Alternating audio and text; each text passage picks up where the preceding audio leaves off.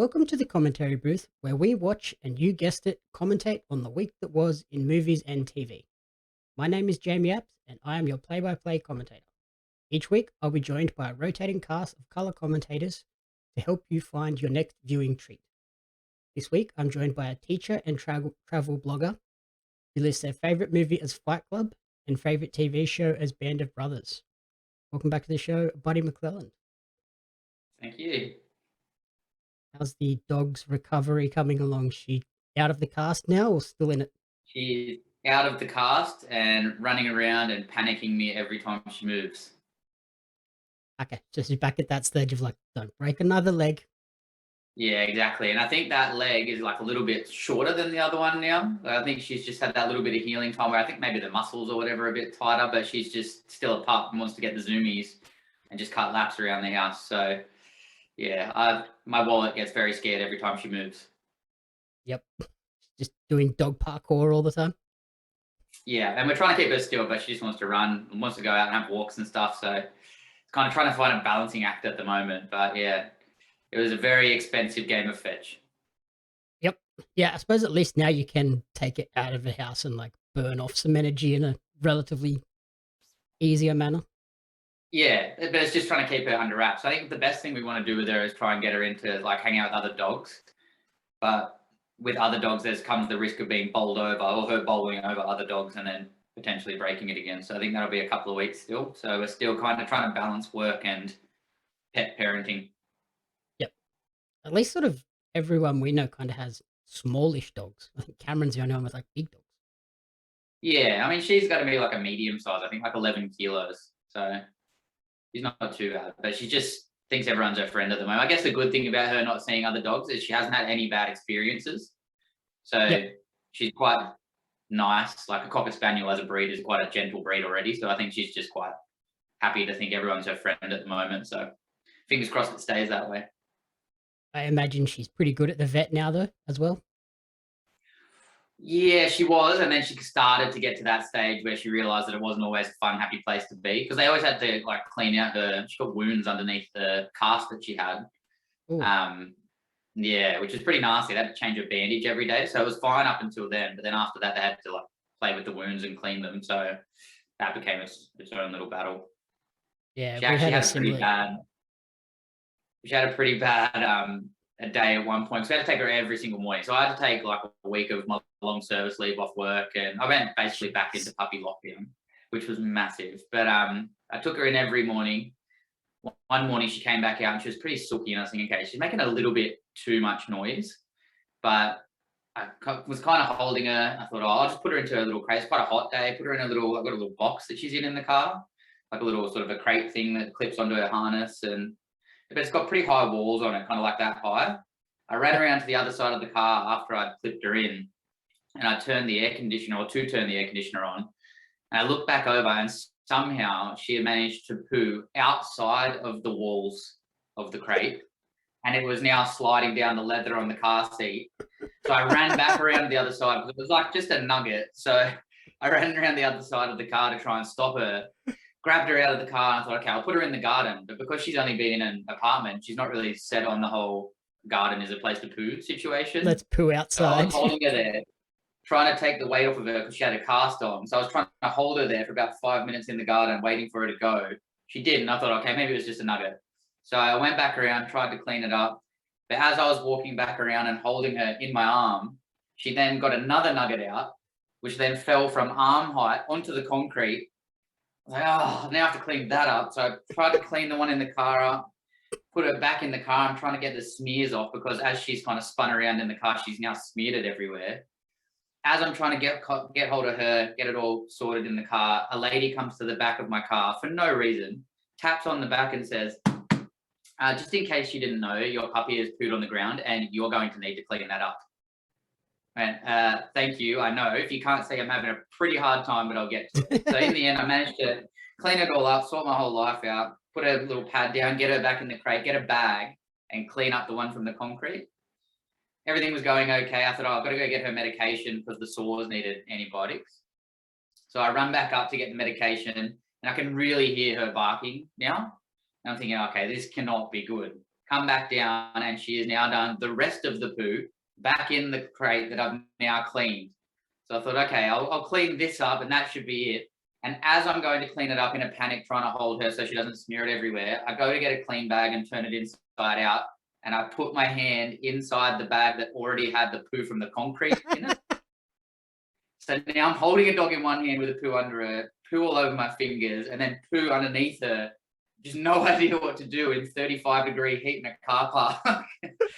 Wondering why we ever got a puppy. But in the end, I managed to get it done and just kind of threw everything in the back of the car. I was driving home, patting her after I kind of sorted it all out. Realized my elbow was in one of the smears and just gave up. That is the best ever. What a morning. It was such a rough day. That was my long service leave. Most people go on holidays like Hawaii, Bali, whatever. I was You just rolled around in poop. Yeah, on a hot day in Fairy Meadow. Well, at least the day could only sort of go up from there, I guess. Yeah, I mean, I had to go back down and get the poo stains out of my car and off my elbow. So, I mean, it wasn't great. just one of those days. It was one of those days. Yeah, like I had a similar experience with Toby and like the vet where everything started out fine and then he had one of his injections and like he moved as she went to do it and that meant it had to be done twice. So then from that point on, he's just like, no, I don't like the vets anymore. Yeah. But we went to a new vet today and he was much better. So see how that goes. Yeah, until he has to get 2 needles there. Yeah, probably. We'll see.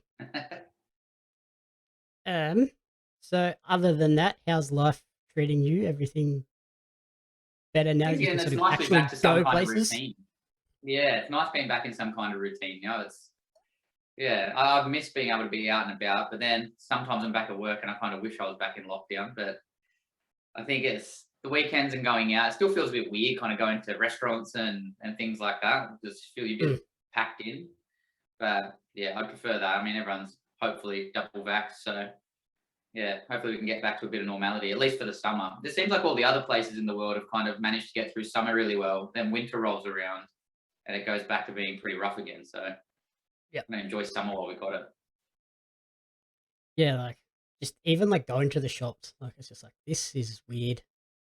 And now down here in Nowra, going to Nowra Fair and seeing people wandering around, I'm like, oh, this is why Nowra is constantly on the COVID list. Nobody knows how to wear a mask.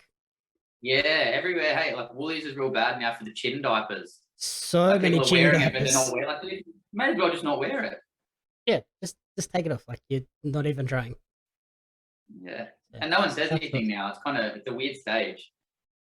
Yeah, I'm in that weird stage where I just like do the big veer as far away from those people as I can. Like, nope, not going near you. Yeah. But yeah, to avoid that, I've just been staying home and watching a ton of movies. Once they finally connected my internet here, that was a nice ordeal. Isn't that always the worst when you move? Especially like I booked it like 2 weeks before we moved, 2.5 weeks, and made sure I had a week of overlap on the 2 properties. And then the one here just didn't connect until that overlap period was gone. Yeah, it's one of those things they never get at first go. Constant ringing, like, my internet's supposed to be up. I work from home. Like, I need this. Like, what are you doing? Yeah. Yeah. Eventually they connected it. So, yeah. In the new place now. All new setup. Nice. It's fun. Very nice and shiny. Yep. And yeah, so the first movie I watched this week was Shang-Chi and the Legend of the Ten Rings, the latest Marvel one since Disney Plus Day last week. They decided to drop a ton of movies, a ton of shows. Like I've still got Jungle Cruise to watch, the new Home Alone, which I think we should probably do for like the next Christmas one. Christmas episode. We can watch the new Home Alone and maybe another one, and then talk about we can all design our own like custom Home Alone trap and talk each other through that. So like you have to design a trap that like personifies you and shows your personality and stuff. I guess I better put dog poo in it. You got it now. Like, what else would you do? I have to. Have you had a chance to check out Shang-Chi yet? No, I haven't. I didn't know they had all those Marvel ones. Yep. Yeah, Disney owns everything. Star Wars, Marvel. Yeah. What else have they got? Tons of stuff now. So I watched that. It's cool. Like, it's the newest one. So, apart from, I suppose, Eternals is now officially out as well. So not quite the newest one, but one that they've sort of rushed to Disney Plus as part of the celebration of Disney Plus Day. And it's the 25th movie in the MCU, which is crazy to think when you look back at Iron Man 1 all those years ago. Yeah, it is nuts. 25 movies in with characters I'd never even heard of. Yeah, I've never heard of the Shang-Chi in the Neither did I. universe ever. So yeah, this one is the 25th one, and it didn't really feel like a Marvel MCU movie, which was probably the strangest aspect of it. It kind of just felt like a kung fu movie that just had little nods and allusions to the MCU and the greater MCU universe. Yeah. To me, it kind of... Did you ever watch Raya and the Last Dragon that's on Disney? Bits and pieces, only at work. Okay, yep. Yeah, so this one kind of, to me, felt like live action Raya and the Last Dragon, sort of Okay. with the very like Asian, Chinese influences. There is a dragon in it, and just all of those sort of, that flair of Asia, kung fu, and that sort of vibe. So it follows Shang-Chi, who is a master of weapon-based kung fu, and he has these... His father has these rings, 5 on each arm, that like allow him to just have these weird powers where he can like fly and punch with incredible strength and deflect a heap of stuff. And Shang-Chi is then forced to like confront his past and work through his issues and go and fight his father, essentially, because his father is trying to release an evil being which he believes is his wife, but it's not. And yeah, like we see the how that all plays out, and eventually Shang-Chi gets the rings, and we get to the point where it's like, oh, how does this going to tie in? And then it obviously looks like it's going to be very much tying into the next Doctor Strange movie. Okay. They like to tie them in together, don't they? Yeah, the sidekick character from Doctor Strange comes in and is talking to him, and you see him in a fight scene at another point in the movie. It's like, okay, so this is how it's going to tie in. But yeah, like I said, it didn't really feel like an MCU. Like, it was a really cool movie, cool kung fu movie, but not necessarily one that I was like, if I didn't know this tied into the MCU, I wouldn't immediately watch it and be like, okay, yeah, this is a MCU superhero movie. Yeah. Which I think sometimes they probably don't even need to tie into the universe, though. Like, they should be able to have standalones. They're really big on tying everything in all the time. Yeah, which I think, now that we're 25 movies in, could kind of be off-putting for someone that hasn't been invested in the universe the whole time. Like, now you look at these and like, oh, geez, do I need to go and watch 24 movies to understand this one? Yeah. Yeah, it's complex. It's a lot of tie-ins. Yeah, I don't think you do. Like, I don't think you need to. They've done a pretty good job of all the sort of standalone ones that introduce a new character stand on their own. But then when you know the other elements, you catch little bits and pieces that sort of add to it. Yeah. So yeah, like, now we just wait and see what happens with where it goes with the MCU and the next run of films. Tip, there are 2 post-credit scenes. So there's like the one that they call the mid-credit, which comes during like the animated credits, and then you get the plain black screen credits, and then there's another one at the very end. So make sure if you're going to watch this on Disney Plus that you watch right to the very end. It's good that they do that. At least people that actually make the movie get some time to be recognised. Like, it encourages you. Not that you're probably paying much attention, but at least it encourages you to have a bit. Yeah.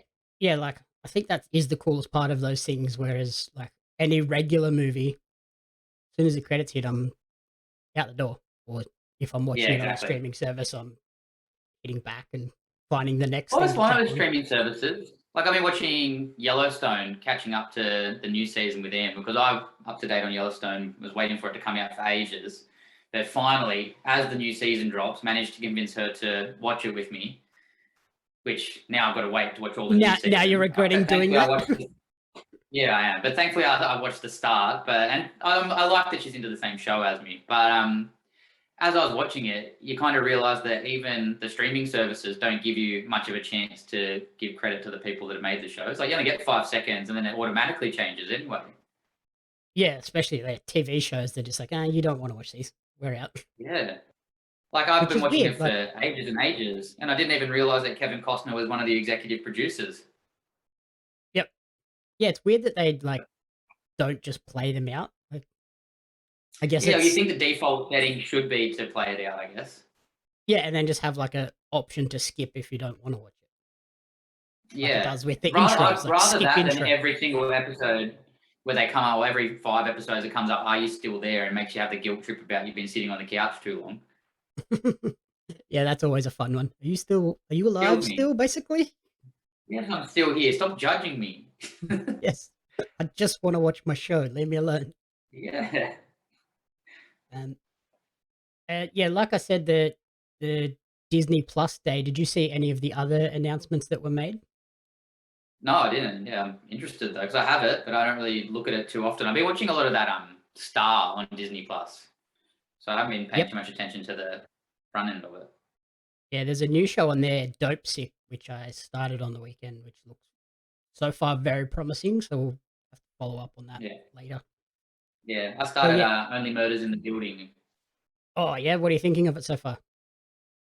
Don't mind it. Like I just Steve Martin's someone that I really like watching at the best times. Martin Short, yeah, so. Selena Gomez is pretty good in it. Though I think it's an odd mix of people, but it's a good show.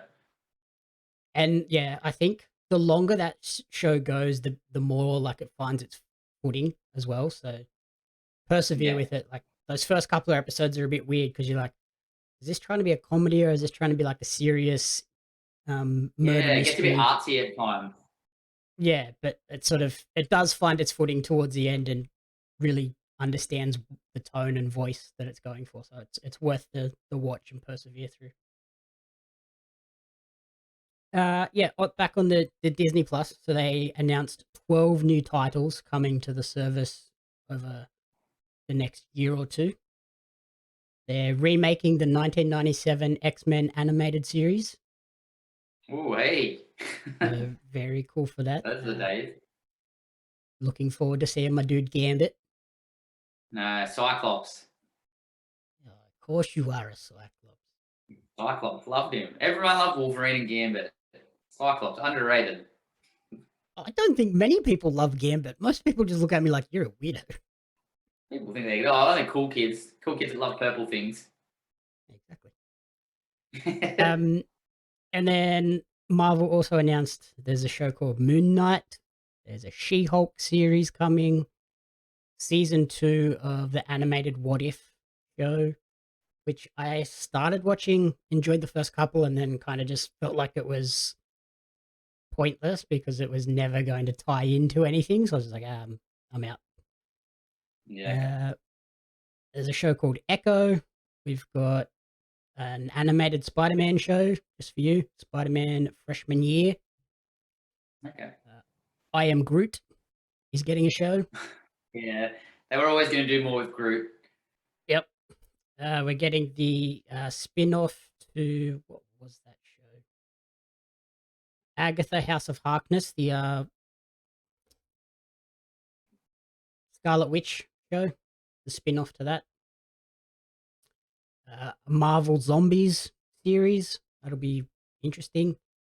And I think the biggest one, Secret Invasion, I think that's going to tie in the most with the upcoming movies. So there's Okay. plenty coming on Disney Plus, and then obviously all the Star stuff. Star Wars will start kicking off soon with all their new series as well. So plenty to keep an eye out on Disney Plus, especially given there is a price increase coming up soon. If you haven't A already, few of them been slipping that in, haven't they?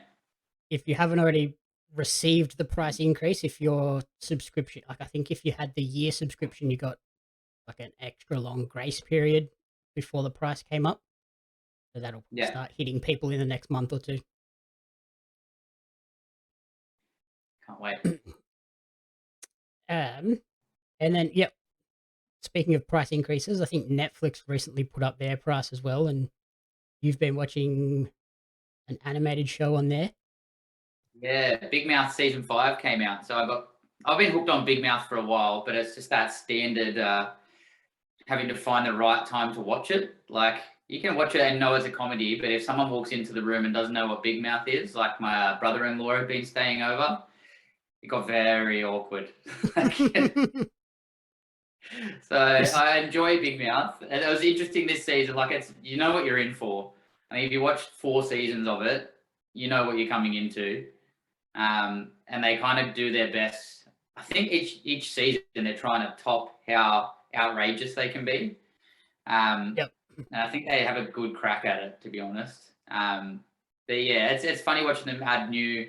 It's almost getting a bit convoluted now with the amount of imaginary characters that are in there. Because when they first started with just the hormone monsters, wasn't too bad. And then they had the shame wizard, and then they added the depression kitty on top of that, and the anxiety mosquito on top of that, and now there's like love bugs and hate snakes and all sorts of random stuff. So yeah, it's getting a bit crazy with the amount of imaginary things going on in their heads, but it's still, yeah. I wouldn't start it from season 5, but it's pretty funny. Is it just like, is it doing sort of the Rick and Morty thing where it's like, yeah, okay, that was an outrageous season. Now we've got to top it, and getting to that point where it's like, okay, now Yeah, you're starting to lose me. yeah, a little bit. And I think at least with Rick and Morty, they have a similar pattern of having those random characters pop in. So with Rick and Morty, at least their whole storyline is based on the idea that they're in multiple universes.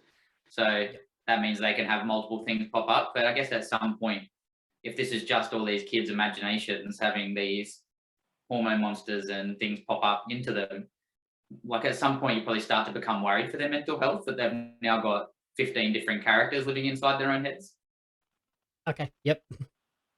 I wonder if Like, they'll ever like explore that angle with it if they go more seasons down the line. yeah, I don't know. It's pretty full on, but I mean, yeah, I mean, now they're into the point of having sex with pillows and all sorts of random things. So yeah, funny, funny. It gives you some flashbacks to being a teenager and just struggling at life. So I enjoy it. Yeah, I can definitely see how that would get awkward with the wrong people walking in halfway through. Oh, and and all the scenes have a good crack at it. Like, I mean, half the time they've got these mini little furry dicks going around that you just don't know what they're going to pop up with. So yeah, very awkward with the wrong people. Thankfully, it was the brother-in-law and not the mother-in-law. Oh yeah. Yeah, definitely that would have been very strange. Yeah. And now a quick word from our sponsors. First up is Maison de Femmes. They are an online jewelry boutique dedicated to the lovers, mystics, and dreamers. They sell exquisite gold-filled jewelry that can be worn as everyday basics or stunning statement pieces. With Christmas fast approaching, a Maison de Femmes piece may be just the thing for that special someone in your life. Check them out at maisondefemme.com. If you want a night filled with crazy stories and a ton of laughs, then Sam Wade's upcoming Sydney Comedy Festival show Mind Cave is not to be missed. Check it out at the Factory Theatre from November 4 and November 6th. And finally, if you're in need of a new logo, event poster, Twitch overlays or emotes, or any type of merchandise designs, then look no further than LF9 Design for all of your graphic design needs. The team at LF9 Design can create anything you need to suit all styles and budgets. Check them out on Instagram at LF9 Design. I think if you're enjoying Big Mouth, there's another animated show on Netflix called Inside Job. Have you seen that one pop up? I would I've imagine you've seen it, been but I haven't. recommended it. Yeah, I tried to start watching it, but didn't quite get into it. Is that the one where it's like a group of people that control the world, or a group of like monsters and things that control the world. Yeah, so it's like a shadow government type thing called Cognito Inc. And they're basically like the Illuminati type characters running the world from behind the scenes, and they're also responsible for keeping all of global conspiracies under wraps and under control. So they really play on that element of like current uh, current affairs and current talk. So like Yeah, obviously the shadow government, the president in episode 1 is a robot. Then we get lizard people in another episode, and it's just like every episode is like, oh, yep, that's a crazy conspiracy theory. Clones, yeah. pretty much every celebrity is a clone. It's crazy how many adult animation series there are out there now. Like it's so accepted. Like at first it was a really random, rare thing to have, but now there's just heaps. Yeah, like I think the success of South Park spawned all of this, and then Yeah, South Park Family blew Guy up, too, I reckon. Family Guy blew up, American Dad blew up, and now there's just heaps of them. Yeah, even though I think they go the other way. It wasn't Bluey like the little kids Blue Healer show. Didn't that go the reverse? Like it came out as an adult animation. Someone said, no, we should turn it into a kids show. Oh, really? That's a Yeah, I think originally it was supposed to be interesting designed for adults, and pivot. they started doing life lessons for kids. I'm gonna go with the producers of that are very happy they did, because that show's Yeah, ridiculously 100%. popular now. Yeah, don't quote me on that, but that's the story I heard. Huh, interesting. Um, how long are the episodes of Big Mouth? Are they 30, 40 minutes as well?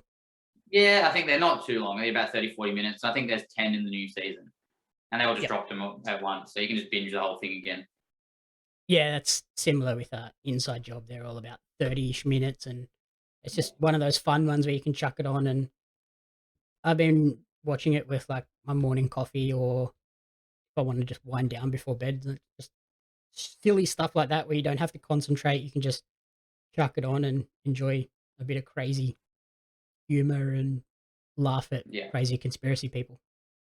Yeah, see, that's the thing. I've been doing the reverse with watching the Yellowstone stuff too. So it kind of winds you up before bed. Seeing people get murdered and animals get shot and all sorts of stuff, and it's just not good for bedtime or for morning coffees. Yeah, you probably don't want to watch that in the morning with a coffee. Probably a No. bit full on.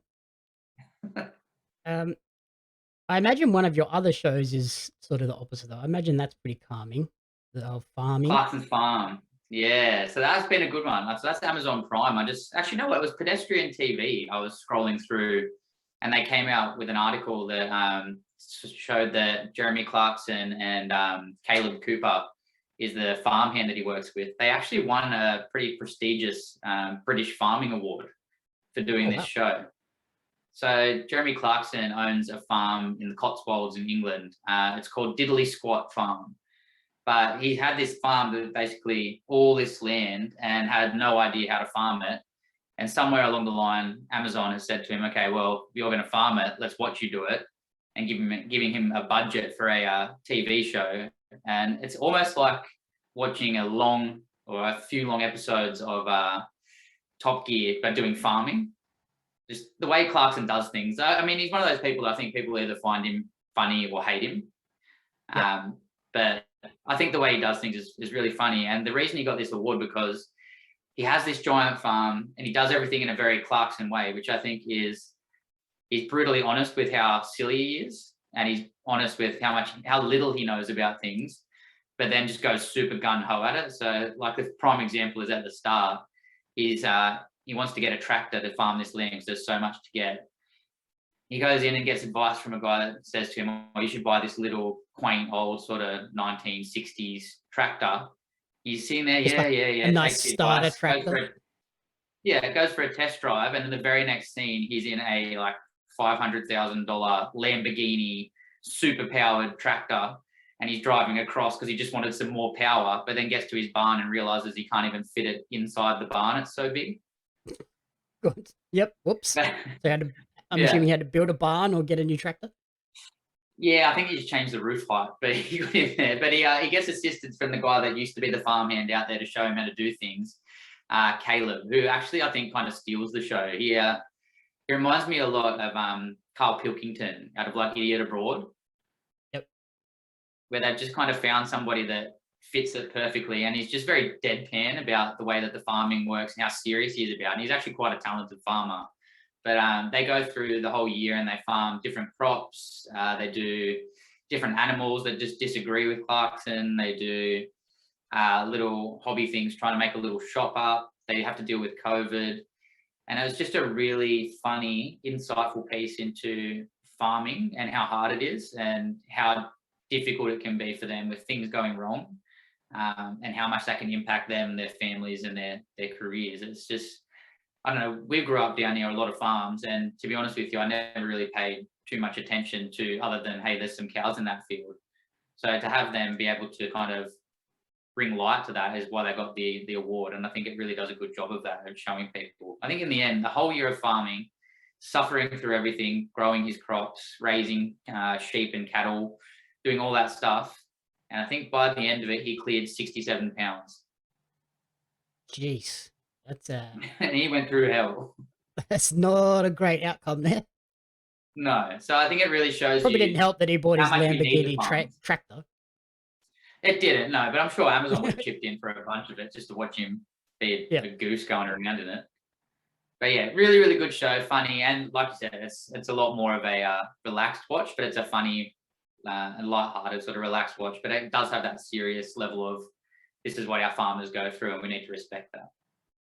Yeah, I think a lot of people don't realize how tough like farm life is. It's people kind of just look at them like, oh, yeah, you herd the cows up when you're ready to sell them, or the hardest part of like crop farming is the actual seeding of it, and then at the end you just pick it out when it's done. But there's a lot of Yeah, and work I that mean, goes in between.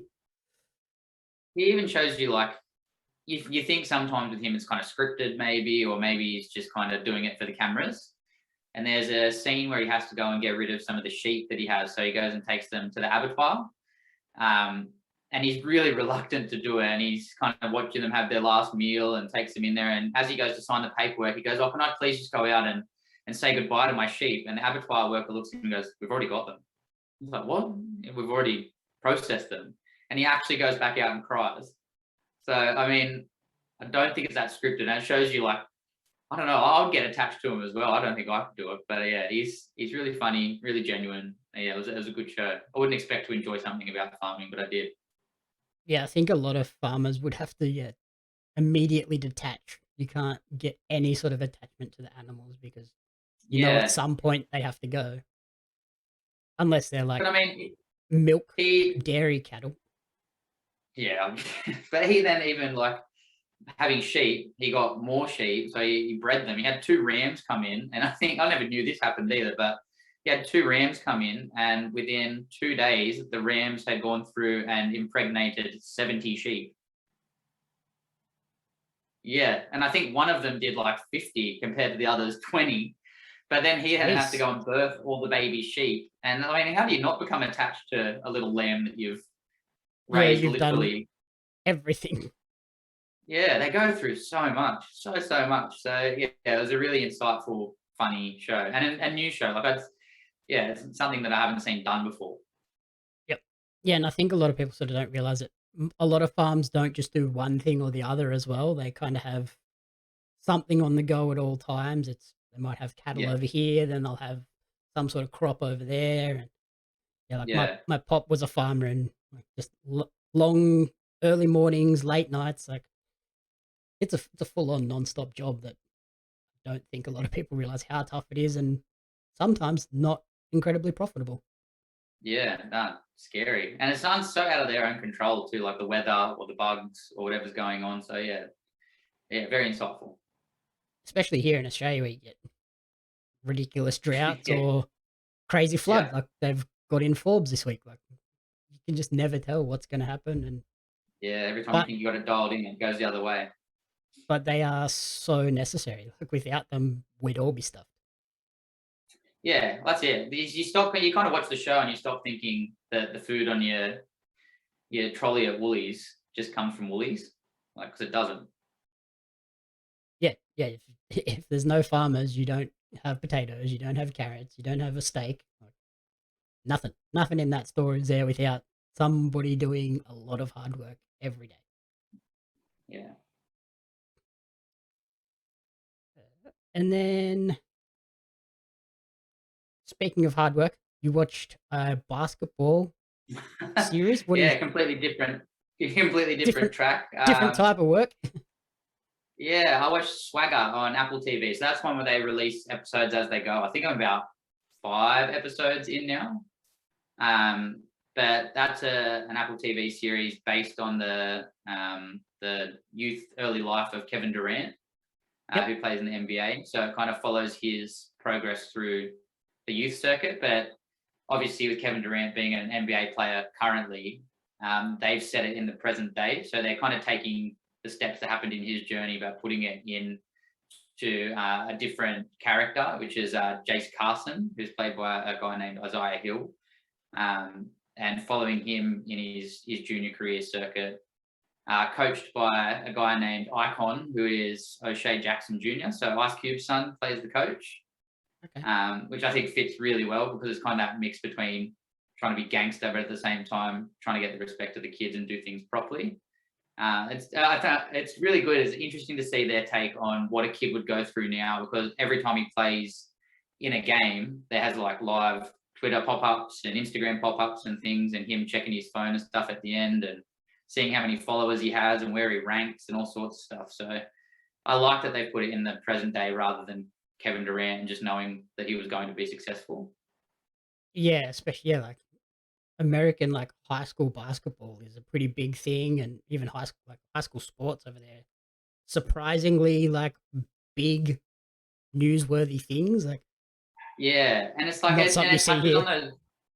Yeah, exactly, and it touches on those weird sort of financial deals that they all seem to have, where it's like these kids can be brought up and get taken through high school, taken into college, and then you know that they're going to be multimillionaires and be sort of top level NBA players, but they have a weird way of not being able to pay them a single cent while they're in those junior years. So they find these weird ways to sort of give money to the teams and manipulate situations and try not to get caught and all sorts of stuff. So yeah, it has an interesting sort of take on that and on the junior leagues. And I mean, even just the idea of being like a 14-year-old kid and having a ranking in the state for how good you are compared to other people, and it going up and down depending on your game, which is just crazy to me. I had a hard enough time being a 14-year-old, like the 14-year-old off Big Mouth, let alone a top level basketball player. And even like when you play sport yourself, you put pressure on yourself to improve, but you don't need outside influences and adults ranking you at the same time. Like that's No way. a Yeah. whole other level. Yeah, exactly. And I think it does a really good look at taking that on. It touches on other issues. I think that they go through some female players where they started alluding to one of them facing some different types of abuse, one of the male players facing some types of abuse. So it touches on a lot of the issues that would happen in that sort of wider setting. So it's not just following the main characters, it follows basically the teams. I think it's a really good show. It's another one of those Apple TV shows that you can tell it's got the production quality, it's got the big name actors, it's got a good storyline, and they do it well. Yeah, it sounds like they've put a lot of effort into it, and it's not just like a very surface level, light-hearted look at junior sport. It seems like it's pretty deep. Yeah, yeah. I mean, as soon as you're touching on the mental health, abuse, racism side of things, then I think it needs to be done well. How many episodes in are we so far? I'd have to double check it, but I think I've watched about 5. Okay, so probably about halfway. Yeah, yeah. I can definitely see it being a show that they'll renew. Like it seems like a bit of a winner. Yeah, even like I guess they could do subsequent seasons basing it off a different player, like maybe one of the female WNBA stars or a different sport even. Yeah, I mean, I think they've probably got a little bit of time left with Kevin Durant's career anyway. I mean, Jace Carson's, I think, he's only 14 at that point. So I think you got a few more years until you'll even see him out of high school, and they could even just follow him through into his college career and Yeah, onwards if they really wanted to. yeah, through college and right up to getting drafted, and then I guess like the first couple of years too before they really break out and become the superstar that he is. Yeah. And I think it does a good thing. I always come on here and sort of talk about the sports shows that I've watched. And I get frustrated that the live sports shows, like the All or Nothings and the things like that, they don't have they have really good plot points, but they don't have the endings that I want. So I think it does a good balance of kind of maybe getting a bit more of the story in there and having some different endings that you're after rather than just having to follow the reality of sport. Yeah, it's a different spin on the sports shows you watch. It's not based totally in reality. Like I imagine they've had some Yeah. creative license with aspects of it. Yeah, exactly. So I think that's good. I like that. It's yeah. I guess it's like more of a series version of like a Remember the Titans style thing where you can actually get some good plots and some happy endings. Okay, cool. Uh, so the last thing I watched was the AEW Full Gear pay per view that happened over the weekend, and they finally crowned a new AEW World Champion. Hangman Adam Page dethroned Kenny Omega. And this has been a storyline that has been building since the inception of AEW. Adam Page competed in the very first ever AEW World Title match against Chris Jericho, but lost. So then, since that moment, they've been sort of it's been his redemption story for the past 2 years. They've had like elements of mental health in his story where he's kind of questioning whether he's good enough, questioning like does he are these people that are around him his actual friends, and he went away for a little while and then he's come back and now he's finally had that big moment of winning the big one and being crowned the fourth ever AEW World Champion. How old is AEW?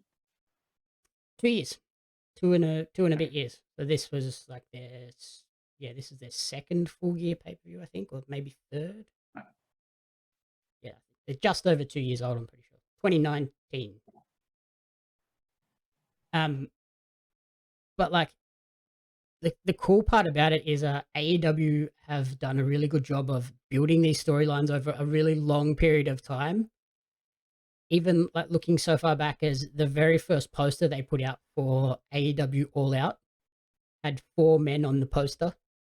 They were Chris Jericho, John Moxley, Kenny Omega, and Hangman Adam Page. And in that specific order is the order of the first four AEW World Champions. So they've just like totally planned this all out. There's no, Yeah. oh, Oh, the quick, we've got to script. change things. And I think it's worked. Like people were super invested in Adam Page finally getting this victory and becoming the world champion. Uh, we've also seen like in recent weeks, John Moxley has had to step away to go into alcohol rehab, and they haven't like shied away from that. They've actually had put had wrestlers come out and cut promos and be like, "No, we're really proud of him for taking this moment and stepping up and not like shying away from it and actually coming out and getting in front of it and doing what needs to be done to fix himself." Yeah, it's good. It's important that people do that. And people in big positions, I think it's important that they can stand up and say they're having trouble because it encourages all the people that would otherwise hide away to see that if that person can do it, if John Moxley can do it, why couldn't they? I think there's been like a couple of AFL players. I think Buddy Franklin was a good example of that with mental health, and been some other people out like that that do it. So it's good on him. Yeah, like it was a really cool pay per view and sort of setting up a lot of elements for the future as well. They sowed some seeds for turmoil within Kenny's group, the Elite, with the Young Bucks giving the nod of approval to Hangman to go and hit his finishing move and take the title. So I'm hoping that now Kenny can actually have a chance to go away for a little bit and heal his body because he's been dealing with some really bad like shoulder injury and neck pain. He actually, I watched a YouTube video of him yesterday getting chiropractic work done, and he was saying that he's been dealing with vertigo for the last year and a half, Oh, yeah. So mid-match, he's just like the room is spinning and he's just got to keep going. You can't just stop. So yeah, he needs to just take some time away, I think, and heal his body a bit. So my hope is he can go away. They can have the Young Bucks and Adam Cole continue wrestling in a trio as the Super Click. And then there's rumors of Kyle O'Reilly, a WWE wrestler. His contract is coming up in just over a month. And he was in WWE. He was in a group with Adam Cole. And recently, the third man in that group, Bobby Fish, has jumped over to AEW. So I'm hoping what we get is the Super Click keep wrestling as a trio. They can build on this tension in the group. And then once Kyle O'Reilly's contract ends, if he comes over to AEW, they can split Adam Cole off from the Young Bucks, have him join his former friends, Bobby Fish and Kyle O'Reilly, reset up their group in AEW, and then have Kenny come back and join the Young Bucks. And we've got two teams of three that can then put on some incredible matches throughout 2022. Is WWE still the biggest? Yes, but they're getting caught. They've been beaten a couple of times by AEW in the ratings. Okay. And AEW had a big pay-per-view, or not pay-per-view, just like one of their regular Dynamite shows. They had a show at Arthur Ashe Stadium, the stadium that runs the US Open tennis, Okay. with over 20,000 people there, fully sold out to capacity. So they're definitely at that point where people are actually paying attention to this and we're becoming a big deal. And you see NFL players rocking AEW cleats in their warm-ups and stuff like that. So they're definitely on the rise. Nice.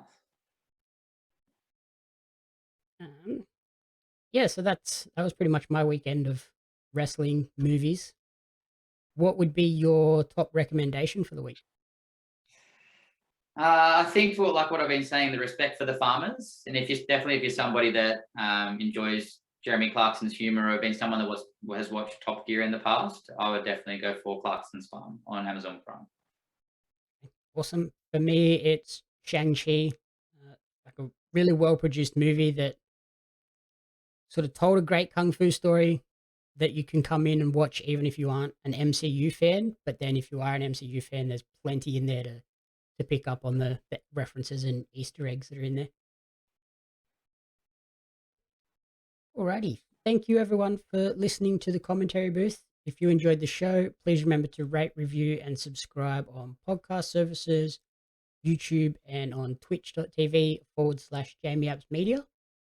You can follow Buddy on Instagram at a.b_CSEE. And you can follow me on social media at JamieAppsMedia and at Pario Magazine. The commentary booth is a fan-funded production of Jamie Apps Media. You can support the podcast alongside our magazine, Pario Magazine, on Patreon at patreon.com/JamieAppsMedia. The following people supported at the community support group level or higher, and you cannot fathom how incredibly appreciative we are for their support. Blake Robinson, Brian and June Hart, Courtney Paulson, Jackson Carr, and Tracy Apps. Alrighty, thank you, buddy. Have a good week, and we'll see you again in December for our Christmas episode. I'll start planning my poo trap. I'm excited to see what this trap is now. I think it's a great idea.